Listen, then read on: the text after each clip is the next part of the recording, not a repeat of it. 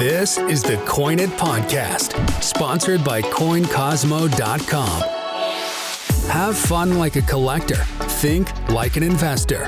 Whether you're just a hobbyist or looking for an alternative investment with rare coins, paper money, NFTs, or art, your host, Charles Jonath, is covering it all. Now your host, Charles Jonath. So we're here with GrandMaster Poobah. Bro, you got an awesome set. I love your Bookert Washingtons. Incredible collection you have. I believe you're the number 2 registry set on PCGS right now for Booker T commemorative $50. Is that correct?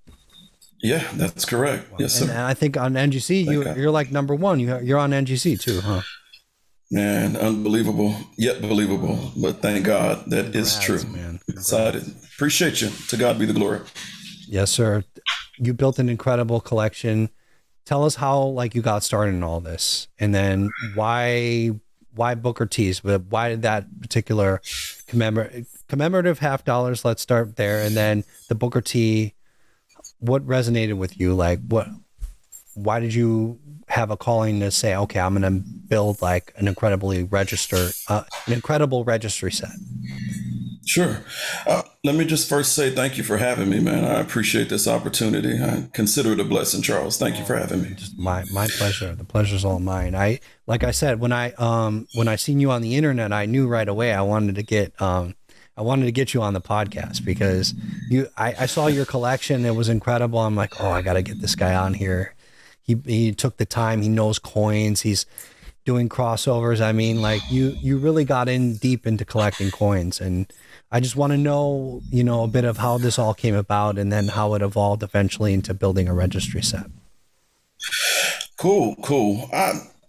3 years ago, I was online and was checking out some auctions. I think at the time I was looking at flipping cars, and on this particular site, they had coins that were up for auction. And I saw some Washington Carver commems with a few Booker T Washington coins mixed in that were up for auction. And I was like, cool, let me bid on these. And right. I won them, and they came in the old school holders where you could see through the windows on both sides. Wyatt, what do you call it? I forget. No, it's more like the holders that have the windows that you can see through both sides, kind of like in a rectangular. Wyatt, I forget the name of it. I'll have to look that up real quick. Oh, so they were just in coin flips? No, they weren't in coin flips. They were in. There's a particular the guy who designed the holder. I want to say it's his name is on the tip of my tongue. Wyatt. That's gonna bother me, bro. I got to get that down. About the ones what PCGS made them, right? Oh no. It was a particular design. White Raymond, yeah. Wait, Raymond. I had to go look. That would have WAYTE Raymond. Right. Yeah. And so those are the coin albums. Yeah. I'd have to see them. So they came in, and after checking them out, the first thing that came to mind is how much are these worth? And that's when I delved into some research and took off from there. The Hobby of Kings, and I have not looked back since. So it's been an enjoyable ride, and I love the experience because I've learned so much in a short amount of time, and I'm just grateful to God for teaching so much.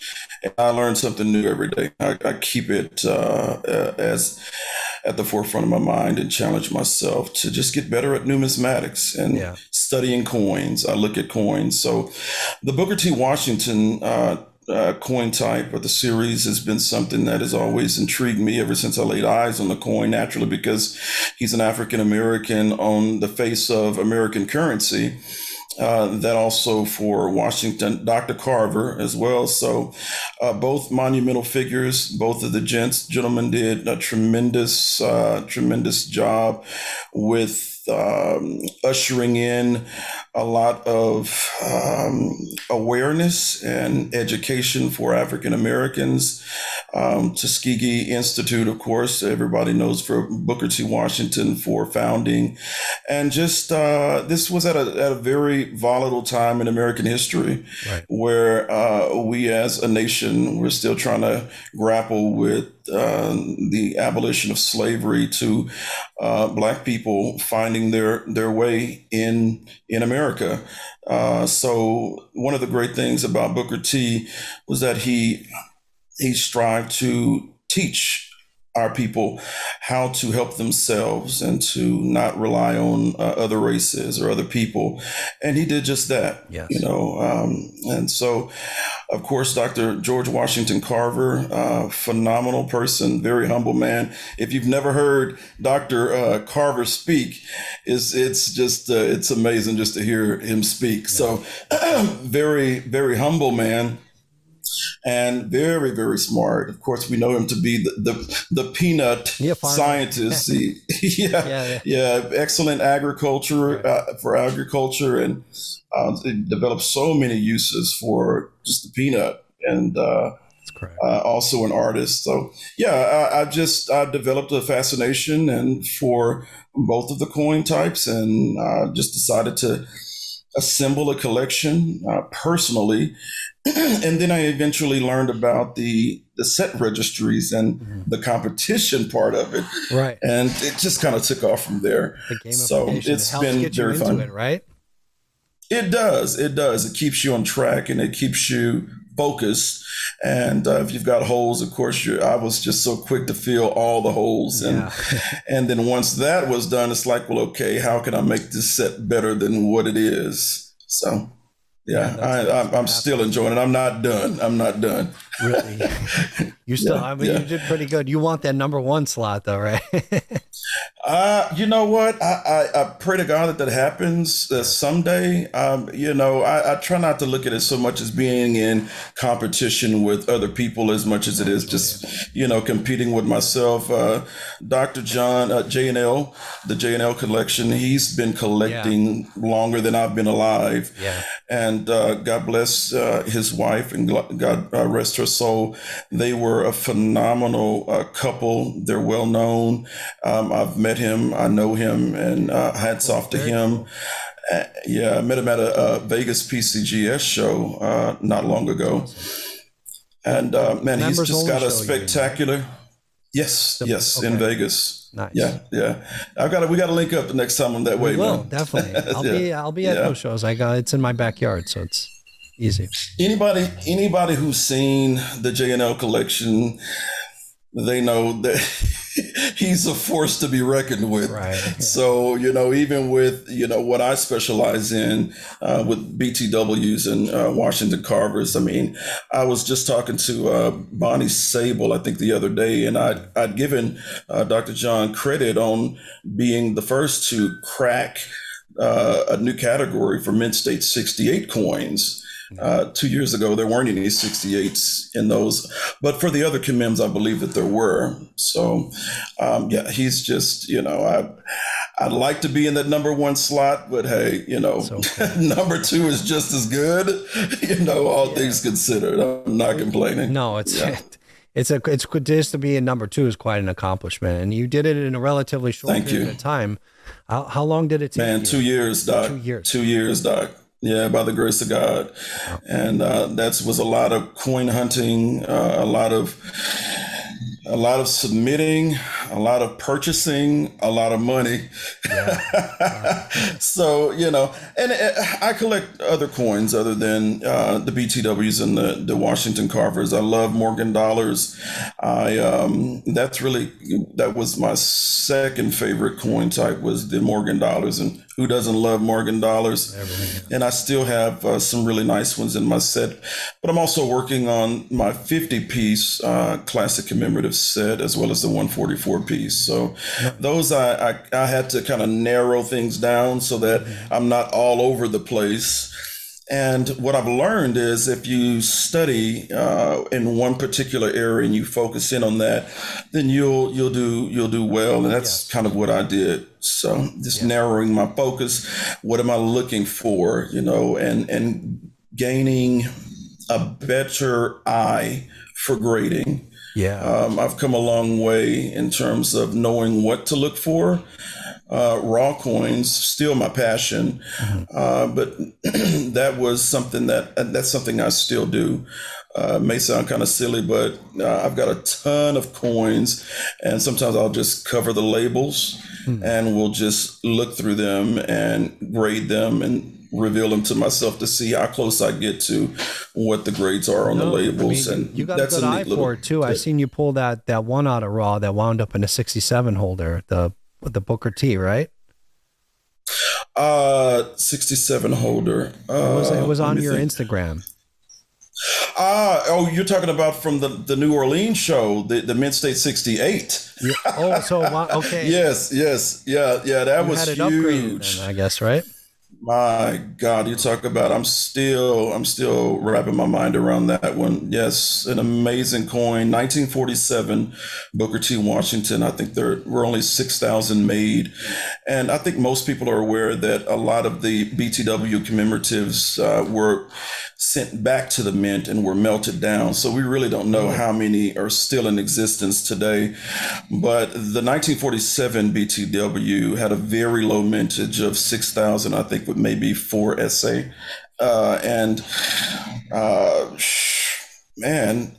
The top pop for that particular coin was a 67 plus.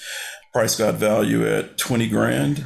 So for me to make a solo top pop for the Mint State 68, it was a miracle. It was a blessing. Yeah. So, And the day before I actually sent coins from Texas to New Orleans. I didn't attend that particular show, but Mr. Littlejohn I'd say Mr. Littlejohn, but I think in the coin community, he's known as the Standing Liberty Quarters, JQ Little. Little.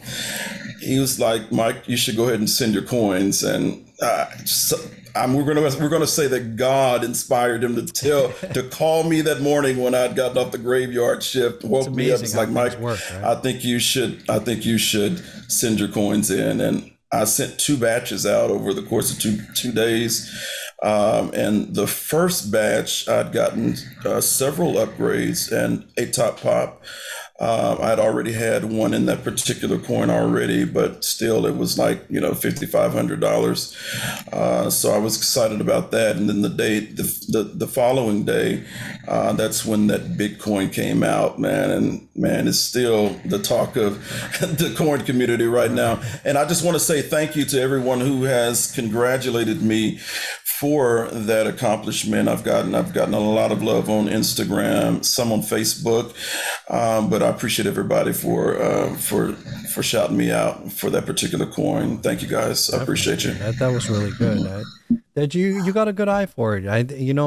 How's your whole approach to grading? Because I think you have you focused in on one type and then you gotten really good at that. I mean, was that your focus, or do you have certain things that you look for in terms of coins in general? How is your unique approach to grading? Because everyone, I think, has their own eye for it and things that they look for, and it seems to vary depending on the type. That's a good question. I think first and foremost, I kid you not, I pray about it. Really? I literally pray about it. I literally do. I ask God, I'm like, God, please help me to improve my eye for coins. Anything that we want to excel in, I feel like, I'm a believer in Jesus Christ. So I pray and I ask God for guidance. And he has helped me out tremendously. We're all blessed with certain gifts. And some people are better at some things than others. Mm-hmm. And then there are some of us who just really aren't good at very much at all. And we have to pray and ask God for a miracle. I'm one of those people. Right. So after I pray, I study, I do some research, and I've learned about the components of grading. Of course, we know what those are, which would be strike, surface preservation, luster, and overall eye appeal. Right. And just knowing what makes a coin a good coin versus one that's just absolutely outstanding. And what I've discovered over time is just even without the use of a loop, if I look at the coin, does it do anything for me? Right. If I look at the coin, whether it's raw or in the plastic, do I spot bag marks? I look for surface preservation first and foremost. Especially in the field. And yes, and on the devices. And on the BTW coins, the cheek and the chin, those are the focal points, and those don't come, pristine by any stretch of the imagination. Virtually all of them have some kind of bag marks associated with them. Right. So then you get into, yes. And then you get into the toning aspect of the coins, and that's something that I enjoy very much as a beautifully toned coin. Me too, yeah. The commemorative coins, they come nicely toned, and I think that's because they weren't really used much for commerce. And then when they did come out, you had people that would just tuck them away and save them. They didn't really just spend them like that. So, but the overall eye appeal, what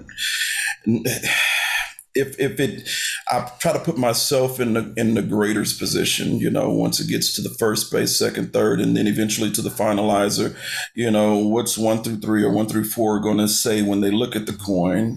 They rip through coins like quick, yeah. And then ultimately it's up to the finalizer to make the determination one way or the other in terms of the grade. So I put myself in their shoes and I think, man, is this going to be something that's going to wow them? Or if not, then I just save the money, man. I don't want to say I've wasted a lot of money in grading, but I have spent quite a bit. But you learn from the process. I used to get very upset when I didn't get grades back that I expected. I mean, that's natural. Most people do. Sure, yeah. But as you get better, I'm not saying I'm a know-it-all and I have this thing down. Anything can happen. But as you get better, then obviously, like with anything, with practice makes perfect. So I keep trotting along with the hopes of developing an even stronger eye for coins and knowing what to look for in the marketplace. I like going to coin shows. The more coins you look at, the better. I'm not obsessed with coins or numismatics, but I enjoy it, as a pastime. So if I'm kicking back instead of just watching TV, I'll just look at some coins and I'll go through my coins and see if, hey, are any of these undergraded or, give it another glance or two and just study it. But I think that's a good method. Like if it's got to check all the boxes and like relative to the grade.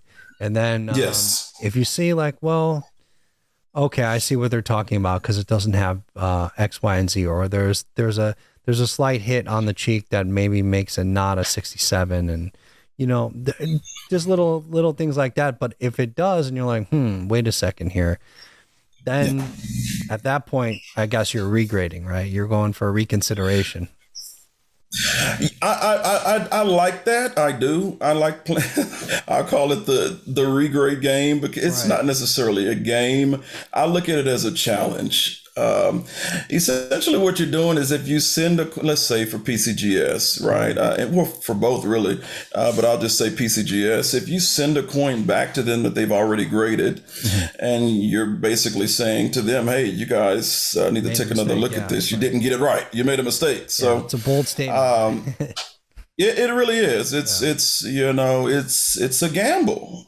It really is, because you don't know that they're going to upgrade. I mean, I've sent boatloads of coins in and never gotten anything back, So, but then there are times like this when you send one coin can pay for all of your your submission fees for years past. Right. Absolutely.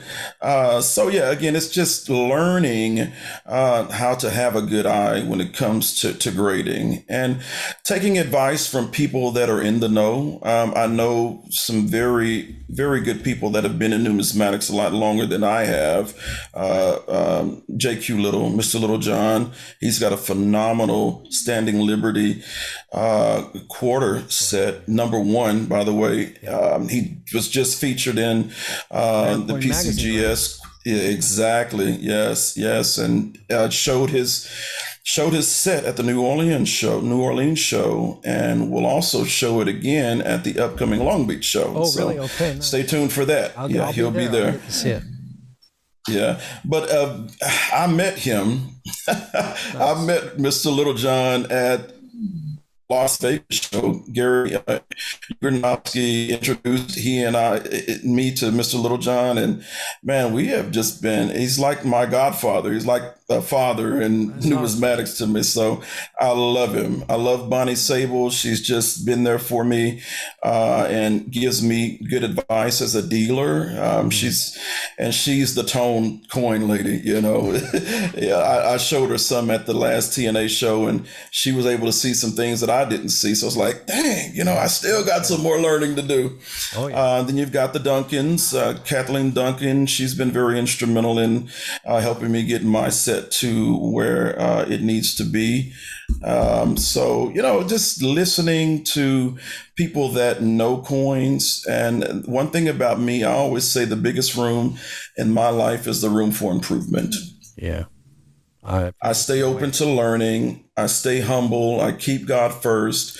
And when you humble yourself, God will exalt you. And this is what the Bible teaches us. So not that I seek to be exalted by any means, but I just want God to be glorified in everything that I do. At the end of the day, coins and even banknotes, I collect other things than coins. All this stuff is going to pass away. Are you happy with the life that you're living? Or are you enjoying what you're doing? And are you making a difference in the lives of other people? So I try to meet good people along the way. So sorry, I didn't mean to cut you off. No, go ahead. I'm with you. That's just expounding upon what you're saying. I'm glad that the coin community was very open to you and help guide you in the right direction. You had the knowledge enough to go okay, I'm going to seek out advice from people that really know this stuff. You establish a relationship with a dealer, and then you got the coin community working for you, which is great. I mean, that's what you need to do. And I tell people this all the time because we're out there. There's different people in the coin community that are willing to help, that are in any way that you can, whether they're an expert in the business end of things or whether they're an expert in a particular type, grading, they're out there, and you just have to start conversations and then go seek knowledge. This is true. Very true. Yes. And the more you know, the more you grow, as cliche as that may sound. So I'm constantly learning. Man, I've got books. I don't have a ton of books, but I definitely keep books on deck so that I can reference them as I need to. So I love the process. And it's a good investment for you too. Mm-hmm. Very true. Very true.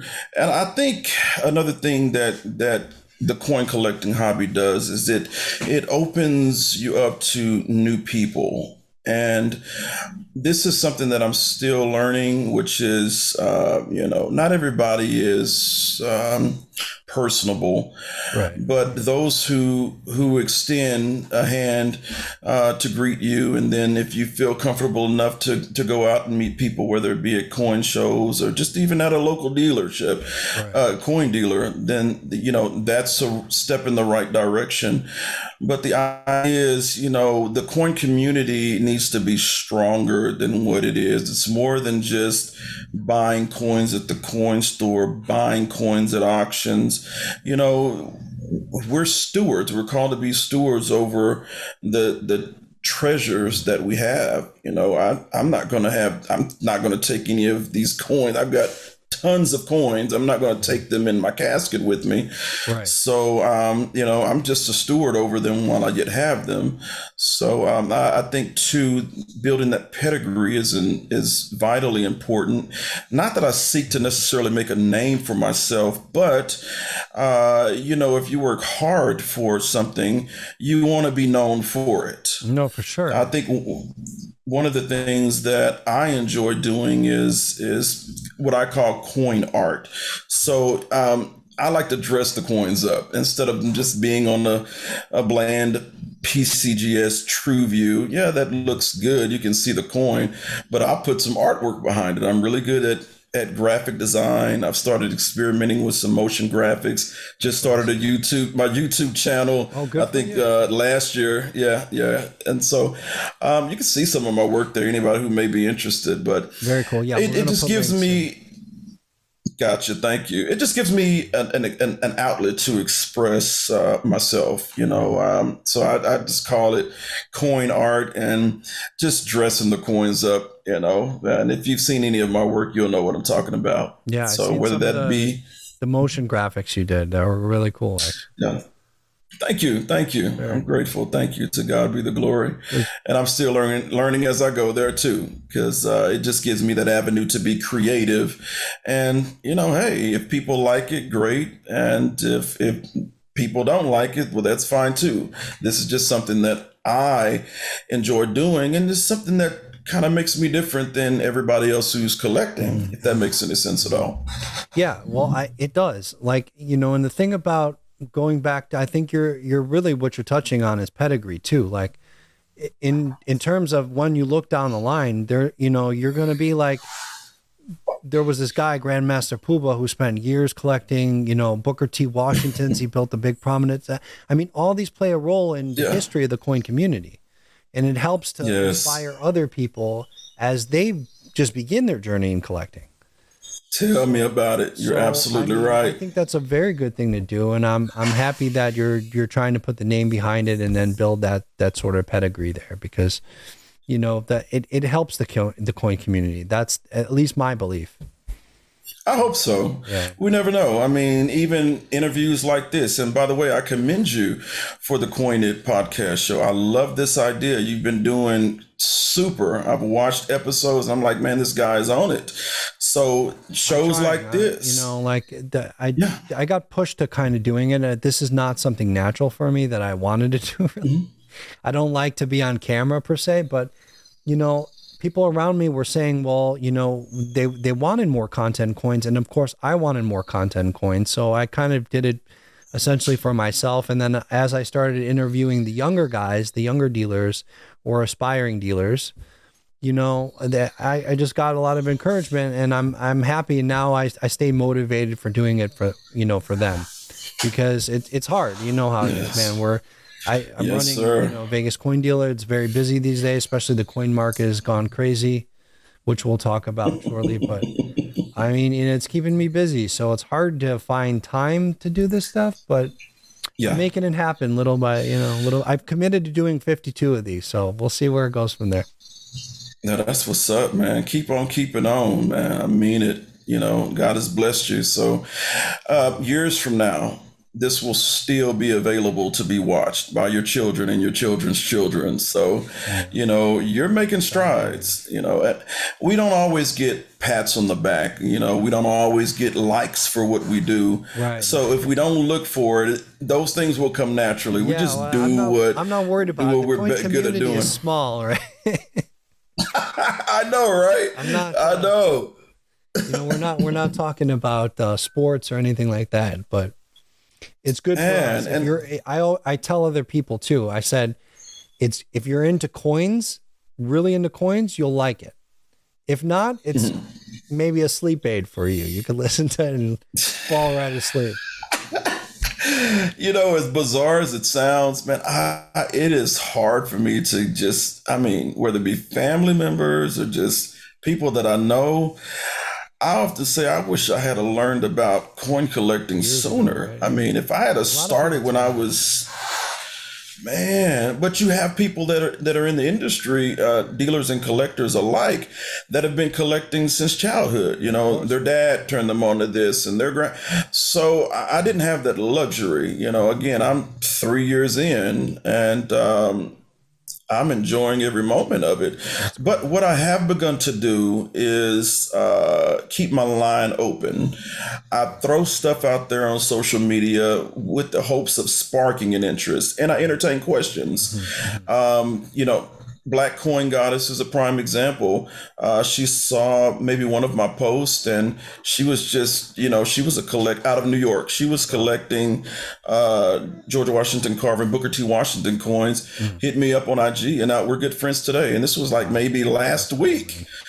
And so she asked questions, and hey, I answer them as best I can, and she's there to motivate me. I told her, hey, I've got the Coin It podcast interview coming up today, and she just wished me well. But yeah, check her out, Black Coin Goddess. If you're not following her on IG, that's for everybody out there. Shout out to Black Coin Goddess. She's a sweet person, very, and actually very knowledgeable, and is a sponge. Like I recommended a book to her maybe last week, and she bought it. Actually, I bought the book and recommended it to her, and man, she soaked that book up and even put the book on her IG. So I was like, man, this is actually kind of working. So you never know. You know, each one teach one. You know, that type of thing. And who knows? Maybe we'll be the Newman Numismatic Journal is like an online repository for books and stuff like that. They have an encyclopedia for coin terms. It's an amazing resource for aspiring numismatists. So you should definitely check that out if you haven't, and then, you know, you should pass on that information because that portal is incredible. Yeah. You can read actually full books on there too. Not bad. I think I have that site bookmark. You told me to close my browser, so I can't go and check it out. But I think I know what you're talking about. You know, I must have come across it sometime in my but state it one more time so that I can double tap that. Numismatic portal. Yeah, I know exactly what you're talking about. Okay. I do. Yeah. So I think also understanding the purpose, right? Of course, we get enjoyment for you as a dealer, right?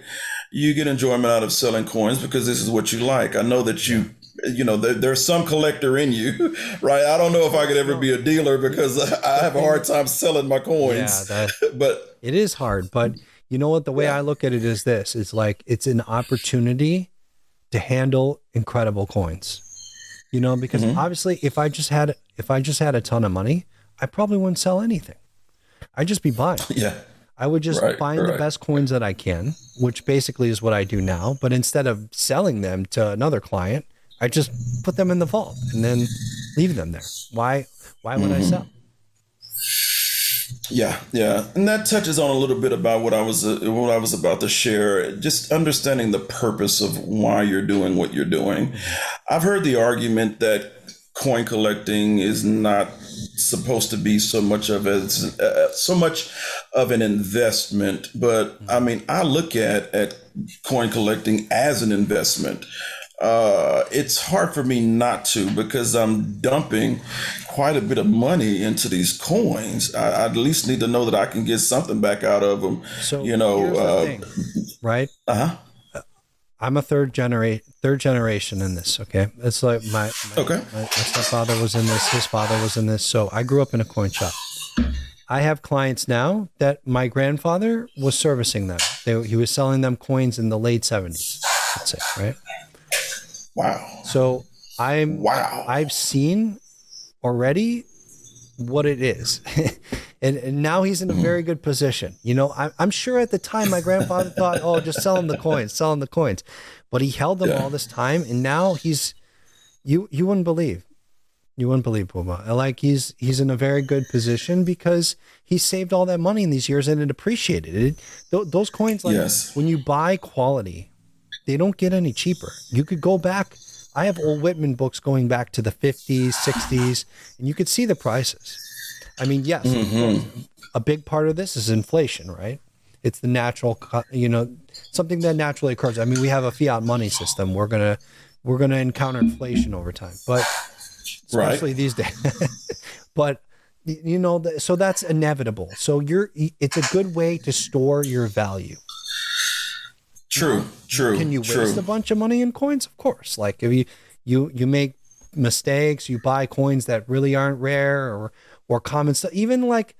Even for me, I stay away, and a lot of people are going to, maybe disagree with me on this, but I'm not a big proponent of Morgan dollars. I don't, advise clients to buy like mint state 64, 65 Morgan dollars, even in better dates. Mm-hmm.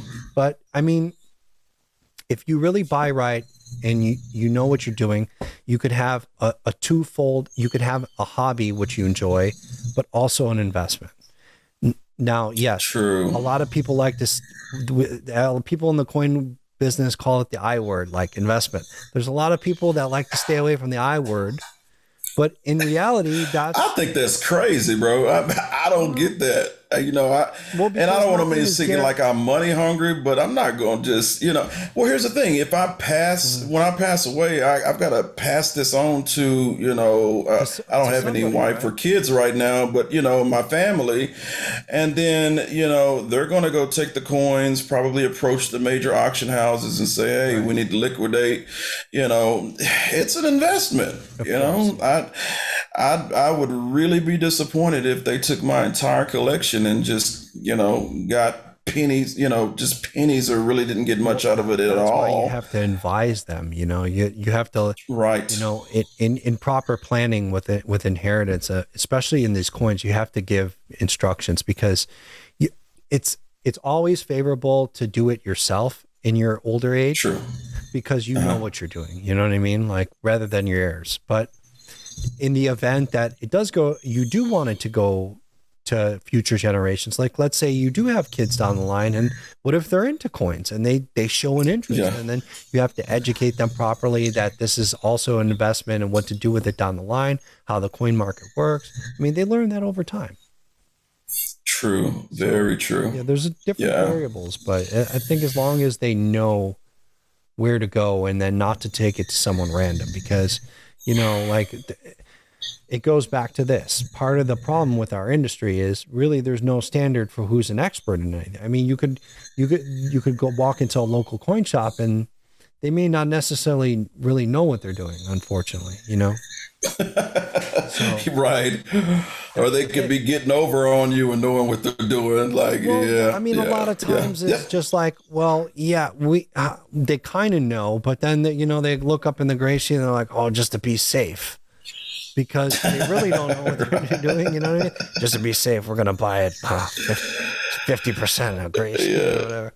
You know what I mean? Like, there's no real criteria. And like, it depends on what you collect. You want to go to someone who's a specialist in something. You know what I mean? Like, exactly. A guy that's crazy. Go ahead. A guy that works on Lexuses or whatever may not know how to is not going to know how to fix a Ferrari per se. Right. This is true. I get you. So, you're right. Yeah, there's that. Yeah. Go back. And just to piggyback off of you, what you were saying. So, since we were on the subject of the 1947 Booker T. Washington, the price god value at the time of a 67 plus was $20,000, right? So, that's just like saying, just to have a coin, and just whatever coin it is that's associated with the grade, and then that grade will determine what the value, the price god value is. I mean, it's like thinking, man, it's almost mind blowing that a 50-cent coin could be worth $20,000. I mean, if you just stop and you think about that, it's like, how is that possible? But it's true. We can get into the subject of auction records and, price guide population reports. I study those, right? I have my own theories. If we had more time, we could really delve into some deep stuff in terms of the market and how things are going right now. You can't miss me on anything. I promised you. That's why when a lot of people talk coins, dealers, primarily dealers, and they just know everything, and it's like, well, you can't know everything. It's so hard. I just listen, but I don't sit there listening incredulously. I'm thinking in the back of my mind, they just think they know it all. And people like that, you can't teach them. They're not apt to learning anything new. It's kind of like, it's the challenge, that proverbial challenge of casting your pearls before the swine. But nevertheless, the point I'm making is, I had an offer to come through, like an initial offer for that particular coin for, I think, what did they say, $25,000. Mm-hmm. Now, keep in mind, the 1947 Booker T. Washington and the 67 plus price guide value was $20,000. Right. And there were five of them, six of them at the time. None have ever been to auction. None of them have ever sold at a 67 plus. So my 68 came out, which is solo top pop. Why would I sell that coin for $5,000 above a 67?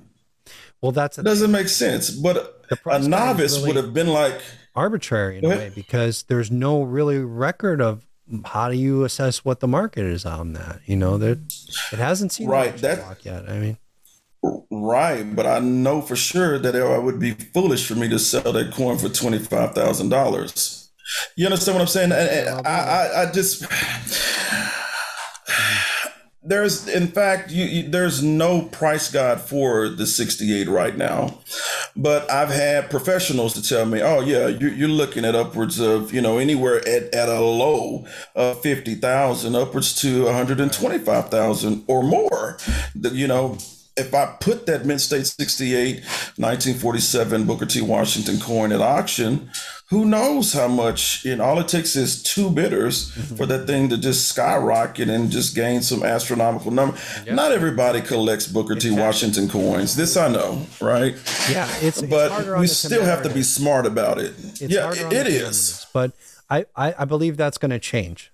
I think you got a good little investment on your hands there, because once if the commemorative halves start really going again, because they are interesting coins, they're cool designs. Some of them have, like you said, incredible color. So I think it's just yes, and it's young yet. They're not that old. They're not like 19th century proofs or anything like that. So. This is true.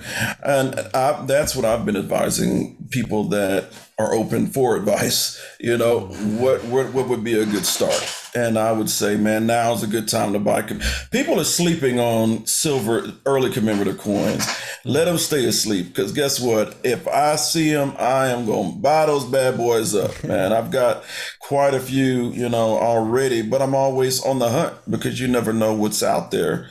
I was on the phone with Greg Bingham maybe a few days ago. We talk often, and he's just put out, not him, but he sold some of his coins, and an investor has put up maybe 160 of Greg Bingham's commemoratives on for auction. You can see them on Great Collections coming up. But man, Greg Bingham had the best silver classic commemorative coin collection in the world many years ago, and he had just been sitting on them, and he topped the charts on NGC, and here it is today. After he had sold the coins to I guess a particular investor, the auction house, I presume, sent them to PCGS to get crossed over, and man, would you believe there were numerous top pops to come out of his coin collection, and several solo top pops. Wow, that's what I mean. The majority of them were crossed over to PCGS from NGC. Mr. Bingham, I think, was more of a proponent for NGC at the time, but he messed around with PCGS too. Mm-hmm. But the point I'm making is, you've got coins that are still out there. Right. That's something that I always keep in the back of my mind. Oh, yeah. Yes. The top two guys, Subway Tokens, the J&L collection, they've got some gorgeous coins in their sets. But man, there's still some gems out there. And that's what we have to look forward to. The game is not over. Well, I could breach. Go ahead. Going back to what you were saying earlier, is you're right. Like some of the stuff, like in some of the years of the Booker T's, the population reports I don't think are up to date yet. That may take some time for them to readjust the population reports, plus crossovers and stuff like that. I mean, there's all kinds of things to get a real accurate sense of where we're at in terms of numbers of these coins in existence. That's a touchy subject, because then we get into, man, I was just having this conversation with Dr. Larry. Shout out to Dr. Larry. God bless you, sir. He's the king. I call him the king of Mercury dimes. He is. But awesome. He and I got on the. Oh, so Dr. Larry? Oh yeah, I love Larry. He's a great guy. Yes, very. And we talk often. I'm working on still working on a video project for him as we speak. He has the best, but anyway, the best Mercury dimes I've ever seen. I mean, well, they're the number one set. Stupid coins, man. Just like nobody, and that's one of those people, kind of like the JQ Little collect. Nobody's going to get the number one position. You know what I mean? It's like that's just not happening. Not anytime soon. Well, Maybe not in this lifetime. Larry's backup coins are not the number 3 set, if I'm not mistaken. I don't know if he's still. He's the reason I don't even collect Mercury dimes. It's like it's futile. I'm not you know where they're all at, right? Yeah. But that's what he and I were having a conversation on. If someone comes to me and says, "Oh, I want to build an incredible set of Mercury dimes," I would tell him, "Forget it. There's no way." Yeah. I mean, you do what you can. Yeah.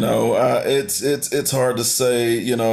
These things will stay this way forever, and I don't want to mention the other end of what could happen. But if we stay in it to win it, who knows? We'll eventually, with enough hard work and dedication, and whatever life may brings, a person can be in that number one spot. Look, the cool thing about coins is a lifelong pursuit. I mean, it's not you could do this into your old age. It's great. Right. It's not like playing basketball or something like that. Yeah, and then it's miraculous that I even came up through the ranks so fast. I mean, 2 years type of thing, and I'm still growing and I'm still learning. But he and I had a conversation on gradeflation, and I started writing an article. I'm about to get into some article writing pretty soon too. That's one of the things that God has gifted me with, is writing. But I'm studying the population reports, kind of understanding what they mean, because obviously it suffers with the abundance of crackouts, and there's really no way to tell how many coins have been graded and what sticks. So that, and not everybody, when they get let's just say if they crack out a coin, they're not mailing in those labels to the TPGs. If I get a crossover, I'm just not automatically mailing that the previous TPG's label back to them.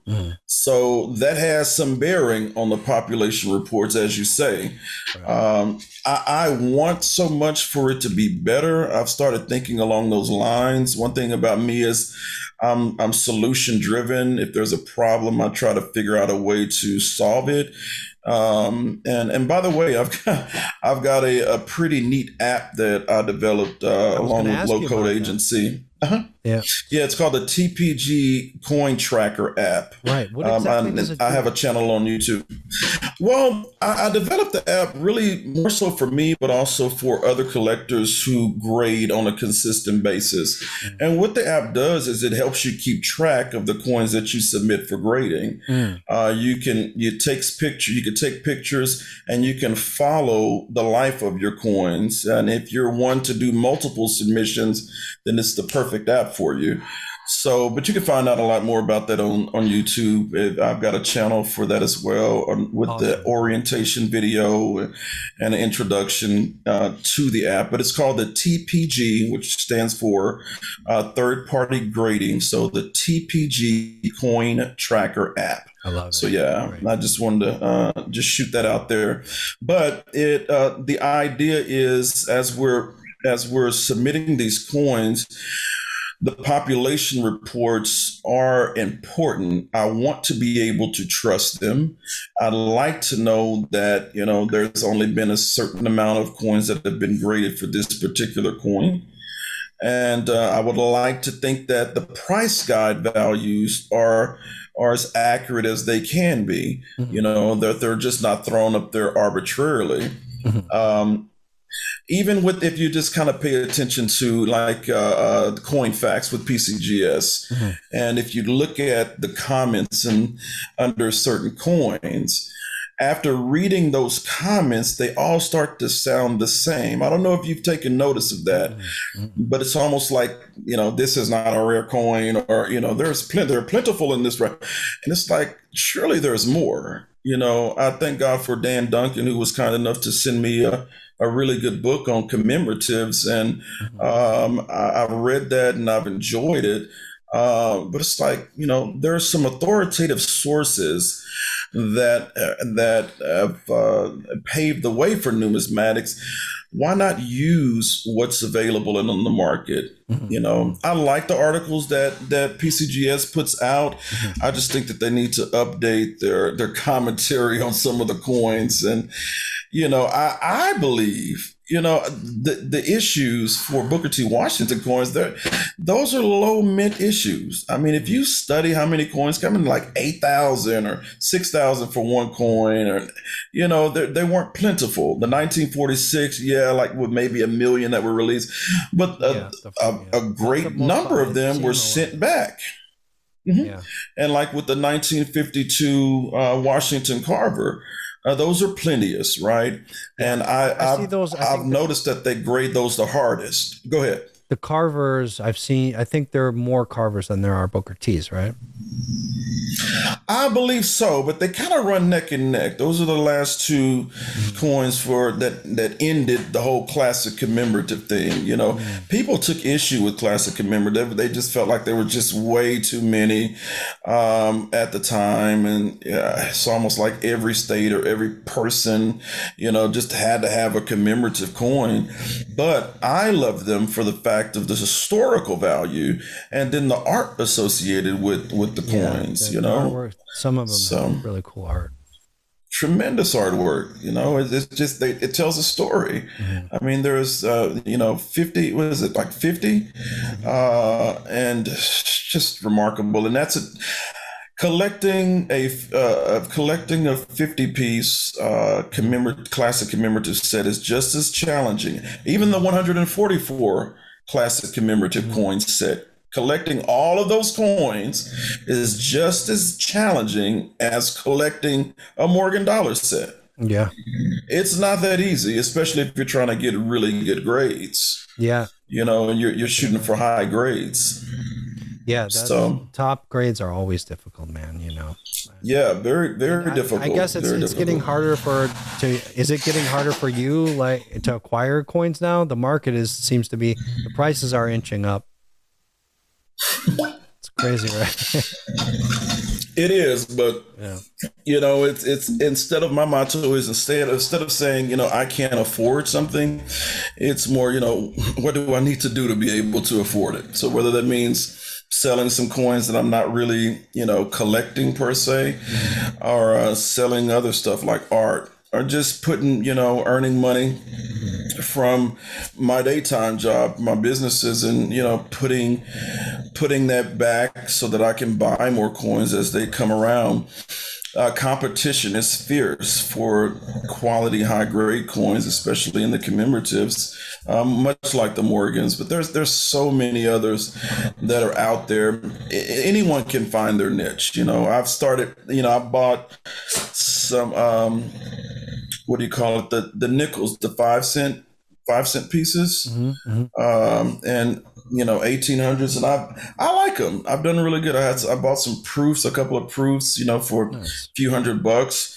And then I was just like, say that again. V nickels you're talking about? Yes, there you go. Thank you. Thank you. The V nickels, and I like them. You know, it's not something that I started out with, but I'm starting to like them more. And who knows? I've got quite a few of them now, and I may start a different set. That's awesome. You know, that's awesome. So what is your overall but I collect collecting? Well, I go with what I like, and that's what I tell folks. You know, find something that you like and stick with it. Yeah. You know, I collect some world coins. I collect. I like memorabilia, and one of the things that I'm doing along with collecting for the commemorative coins is the ephemera. Man, I've got some really good ephemera original pieces that they came in. I'm working on a tab tone collection for commems. So I look for tab tone coins, and for anyone not familiar with tab tone coins, it's a particular pattern that when the coins were inserted into the original mailers, they left this circular appearance on there, and just left but that's original tone. This is just one that I kind of picked up, but you see that. Yeah, it's hard to see on the camera. Bullet. If you send me, send me the certain number or whatever, I can. But you can see that big dot in the middle, though, right? Yeah. Yeah. Okay, gotcha. So this is a tab tone coin, but again, these aren't. I mean, there may be a ton of 1936 Columbia. Right, this was in a 67 in a PCGS holder, but not very many come tab tone like this. This is a bullet tab tone. So little bitty things like this I've discovered along the way. It's like, man, that's neat. You know, it's different. Let me do that. Absolutely. And since I like Booker T. Washington coins, I got something special. This is the first time that this is being revealed. I'll have you to know. So awesome. Check this out. You know, since we're talking coins, man, I could talk coins all day and all night. But all right, so, and I may have to send some pictures for these, but how you can, I don't know if you can really see this, but it's hard to on these cameras. Yeah, this is a 1950s Booker T. Washington coin, 66 proof-like. Wow. Right, this is a proof-like coin. And this is a 1950s Booker T. Washington in a 66 plus rated by PCGS in a proof like. There have only been 3 ever graded. Wow. The third one's over here somewhere. There have only been 3 Booker T. Washington proof like coin designations graded by PCGS, right? And I have all 3. You cornered the market. Well, it wasn't like I just, cropped up. One I was able to get 3 years ago. The other one I was able to get like 4 weeks ago. One came to auction at Heritage Auctions, and I was like, I gotta get that coin. At that time, there were only 2 Booker T. Washingtons graded with a proof-like designation. I mean, when you look at these coins, you could tell they're not just shiny coin, but they're high, super reflective. The camera isn't doing it justice. If you send me pictures or whatever, I could put it in the. I sure will. Yeah, and then people could see. And so here's the kicker. I sent coins. I sent a crossover from NGC that was in a proof like, and it crossed over. They don't do that at PCGS. That's like a rarity. Yeah. But I got the third known Booker T. Washington coin crossed at PCGS. So if you look at the population reports, you'll see all of these big numbers, and then you'll see one bunch of numbers and then one. So that's a pretty cool thing. And again, that's that niche, finding something that, not everybody else is doing, something that nobody else has. Yeah. I consider this rare because there are only 3 that have ever been graded by PCGS. Right. Right. I mean, you found your lane, and that's the thing. Like, it's really cool that you said, if you're interested in it, I think you'll just retain the information. It's almost like an obsession. You become so involved in one particular niche within coins, then, you become an expert at it and you do really well. You can excel, you know what I mean? Yes. Thank you very much. I think I'm in total agreement. That's exactly what happened. You've gotten really good, I bet you, in a relatively short period of time, mind you, in grading Booker T's. And that's an awesome, man. I love to see stuff like that. Absolutely. And then here's the other part of it, right? It's like, well, if I'm doing really good in this one particular coin, are there others in the commemorative series? Let's stay in the family, right? Yeah. What do I look for in a Long Island? What do I look for in a Norfolk, right? And that way I start studying those so that I can start, getting some really good grades and knowing what to look for, whether I'm buying raw coins or just some that have already been certified. Well, it's a good niche, commemoratives, I think. And I think, man, undervalued it's the bomb. Yeah. Yes, underrated for sure. Yeah. And who knows? I mean, interviews like this, and the more people are talking about it, man, I think it will skyrocket. I believe that. That early commems are on the rise. More people are starting to look for them now than before. Yeah. I mean, that may just be speaking relatively, but that's what other dealers have told me. So it's a couple things. I know once the overall more people get into it, and then you're going to see the top pops start going crazy. Yeah. I mean, because the big guys are going to want to jump in and then build a top set, and then boom. That's what happens. Now you're seeing everyone chasing those 67 pluses, 68s if they exist, Right. So, or trying to make them. Yeah. It's possible. Like, the PCGS is known to grade conservatively. I've dealt with both ends of the stick. So, and I can appreciate that because it's almost like for the higher tier grades, they're elusive, but I think it's meant to be that way on purpose. For top, and here's just my theory, of course, but for top population coins, obviously they're worth a lot more in value. They're beautiful, they're hard to come by, and they're very expensive. Right. You don't get those top pop coins every day. The 68 that I got could stay in the solo top pop for the next 10 years. Yeah. It's not like they're handing out 68s and 69s like candy. It's just not happening. Right. So, it's like saying, man, this is the best example. And you can look on the website, PCGS website, it's the plate coin. From my understanding and what I tell everybody, that plate coin represents what PCGS is communicating. This is the best example. And then you've got the other two. If you're looking on a desktop computer, I call it second base at the top, third base, and then you can click on view more images to see the other coin examples, and then you can see from the highest all the way to the lowest grades. And that's another tool that I've learned to use to get better at grading and knowing what to look for. Right. I study the other coins that are on the PCGS. I'm giving away all my secrets today, man. Goodness gracious. Am I getting paid for this interview, bro? I didn't. But yeah, man, you're rocking with the Poobah. Stay tuned. No, but and it's like that. If you know what to look for, then okay, well, I'm not going to spend money on this coin when I should probably save what I've got to buy a coin that's in better condition. Yeah. Right? You get what you pay for. Exactly. That's so true. Yeah. That's it, man. So what's next for you, Poobah? What's next? Good question. I am going to continue learning, growing, continuing on with coin art, some videos, educating as many people who want to learn about it, reaching out to younger people, especially African-American youth. I wish there was somebody in my community or in my area that would say, hey, check this out. This is called numismatics. Have you ever heard of numismatics? Right. And I actually, without trying to be forcible, I'll look for these young cats and be like, bro, you got to check this out, man. Yeah, right. And it's almost like I have to wow them with the value of the coin, to really get their attention. Whatever works, because once they get into it, then, you know, it doesn't become about that anymore, you know? Yes.